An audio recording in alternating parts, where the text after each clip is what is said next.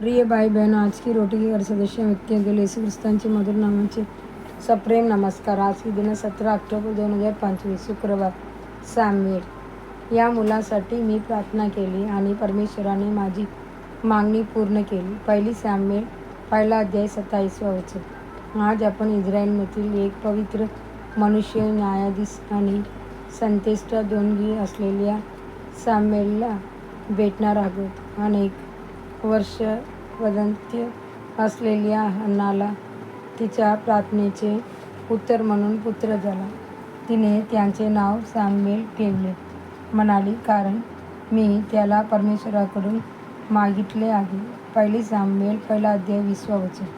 आपल्या वचनाशी निष्ठावान राखून हन्नाने सॅम्युएलला लहानपणापासूनच देवाला अर्पण केले आणि त्याला याजक एलीच्या देखरेखीखाली मंदिरात सेवेसाठी सोडले.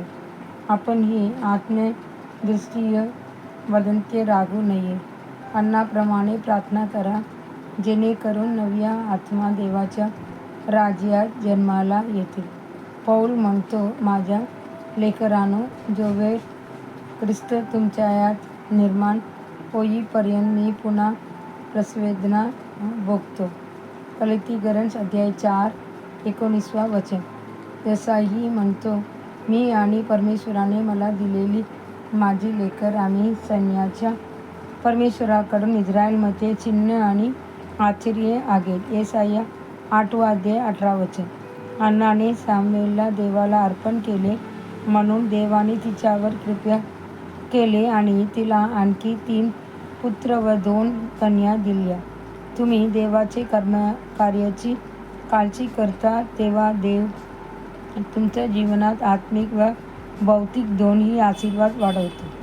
परमेश्वराने सॅम्युएलला इस्रायलमध्ये याजक व संदेष्टा म्हणून अभिषेक केले. त्यांच्या हाताने पहिले 2 राजे सौल आणि दावीद अभिषेकित झाले. सॅम्युएलने आपल्या संपूर्ण आयुष्यात निष्कलंक आणि पवित्र जीवन जगले आणि आपल्यासाठी अनुकरणीय साक्ष ठेवली. लहानपणापासूनच सॅम्युएल देवाचे आवाज ऐकत असे आणि त्यांचे पालन करत असे. काय त्याची संदेष्टा द्यायचा रहस्य होता. जो देवाची आवाज ऐकायला शिकतो तोच संदेष्टा होतो. आपल्या आत्मिक प्रवासाच्या सुरुवातीपासून देवाचे आवाज ऐकायला शिका. देवाच्या तुम्ही त्यांची इच्छा पूर्णपणे करू शकता. काही जण आपली अंतःप्रेरणा वापरून भविष्य सांगतात, तर काही जण आत्म्याच्या प्रेरणेने बोलतात. पण सॅम्युएलने भविष्यवाणी केली कारण तो देवाचे आवाज ऐकत होता.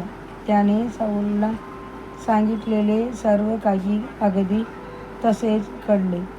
प्रिय देवाची लेकर, जर देवाने तुम्हाला भविष्यवाणीचा वर दिला तर तुम्हीही भूतकाळ, वर्तमान आणि भविष्य याविषयी अचूकपणे सांगू शकाल. देवाने तुम्हाला हा वर द्यावा जेणेकरून विश्वास दृढ द्यावा. आगामी ध्यानवचन. तेव्हा परमेश्वराची आत्मा तुझ्यावर येईल आणि तू त्याच्यासोबत भविष्यवाणी करशील आणि दुसऱ्या मनुष्यासारखा बदलशील. पहिली सॅम्युएल 10 अध्याय 6 वचन. आजचे बायबल वाचन सकाळी यशाया 50 अध्याय 51 अध्याय 52 वाक्य. सायंकाळी पहिली थेसलोनिकन्स 5 अध्याय. धन्यवाद.